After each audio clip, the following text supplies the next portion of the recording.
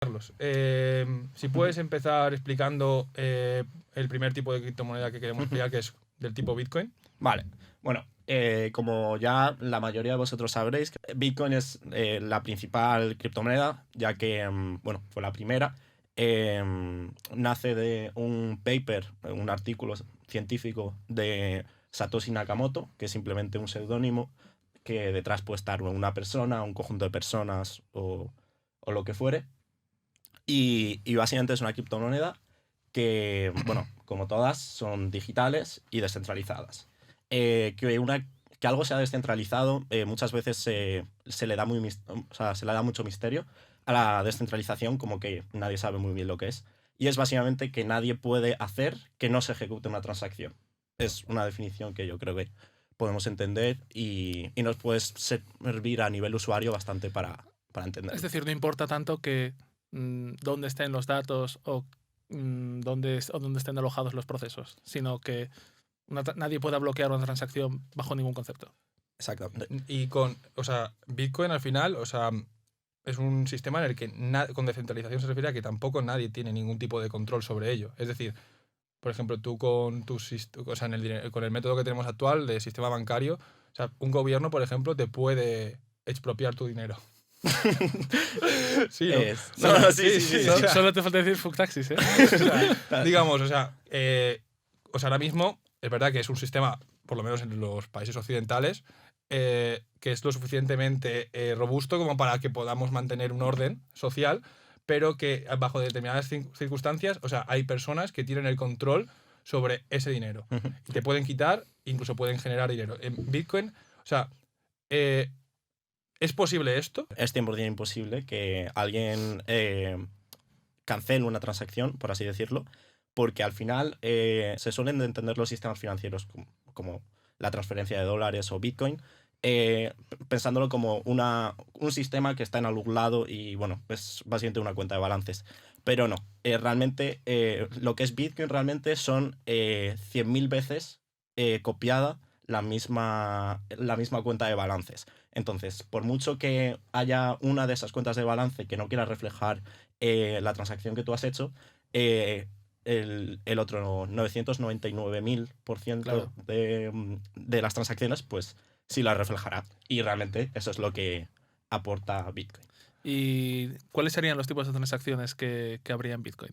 En Bitcoin, por suerte o por fortuna, los maximalistas, que son los que defienden mucho Bitcoin, dicen que es muy bueno. Y bueno, yo creo que podría estar de acuerdo con esa afirmación.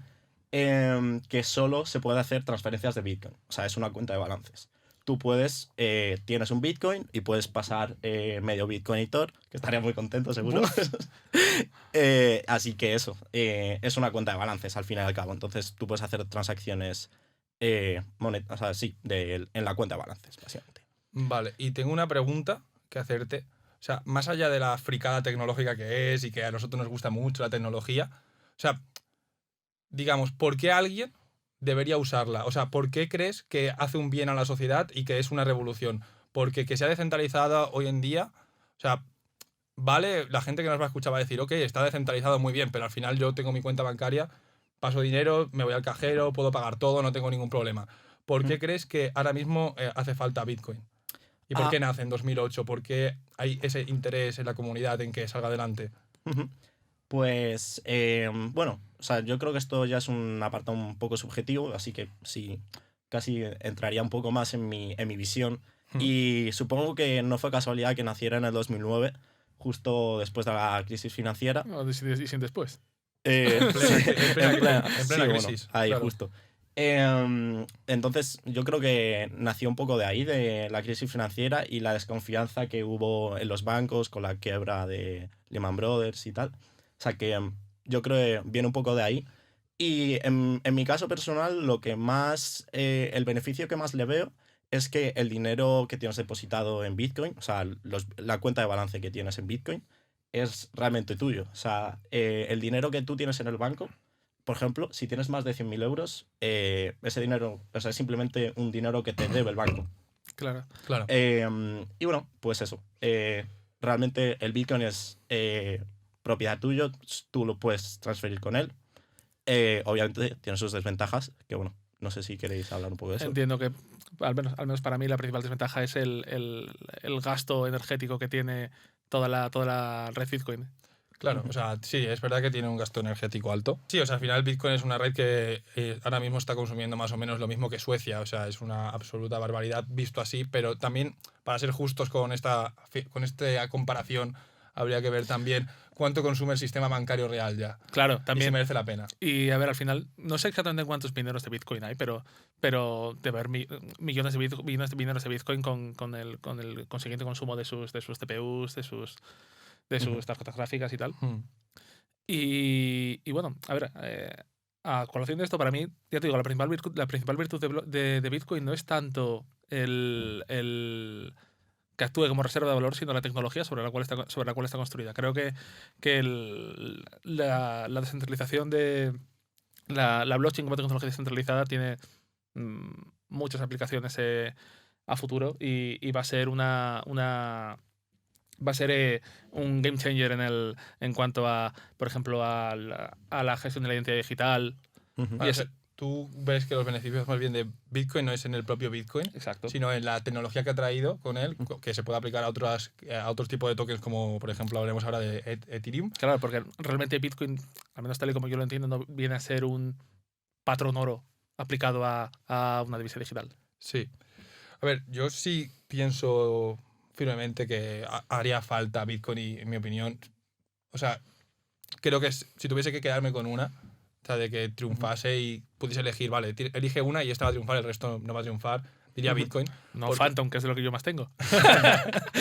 Bueno, sí, yo no tengo prácticamente nada de Bitcoin, pero es verdad que creo que haría un bien social muy grande, o sea, porque básicamente, por ejemplo, a ver, nosotros vivimos en España, pero aquí en España no lo vemos tan claro, pero por ejemplo en países como Venezuela o ciertos países como Argentina y seguro que muchos otros que ahora mismo no sé, hay una inflación desbocada donde estos... En España también hay inflación desbocada, ¿eh? Sí, o sea, ahora mismo también hay mucha... Pero no la de Argentina. ¿no? Claro, o sea, aquí es desbocada, pero no llega al punto de que llega al colapso el país aún. O sea, entonces yo creo que mientras que en estos países es muy necesario, pero aquí en Europa también creo que sería muy necesario porque al final la mayoría de problemas que estamos viendo hoy en día de crisis y tal, por mucho, en mi opinión, que los políticos digan que es por X o por B, generalmente se debe al exceso de deuda que tenemos y que esto, por ejemplo, con Bitcoin no se podría hacer porque no tendrían ellos la máquina de imprimir dinero. Exacto. O sea, con Bitcoin es totalmente imposible que hagan esto